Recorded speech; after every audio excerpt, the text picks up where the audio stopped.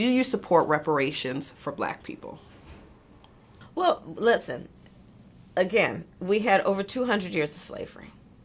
We had Jim Crow for almost a century. We had legalized discrimination, segregation, and now we have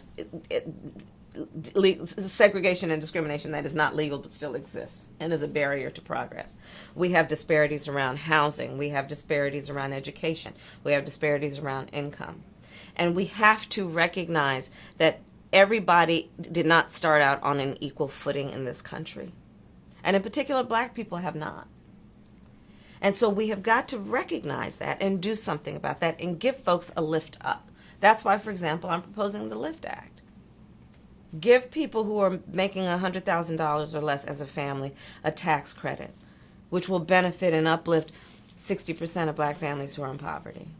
So by default, it affects Black families, but there's not a particular policy for African Americans that you would explore.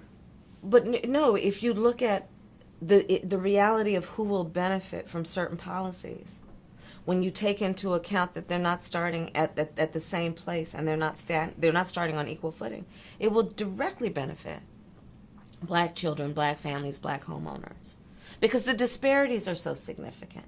So if we focus on the specific issues that have resulted in the greatest disparities, and we understand that that's part of why we're doing it. Listen, the reality also is this: any policy that will benefit Black people will benefit all of society. Let's be clear about that. Let's really be clear about that. So I'm not going to sit here and say I'm going to do something that's only going to benefit Black people. No, because whatever benefits that Black family will benefit that community and society as a whole and the country, right?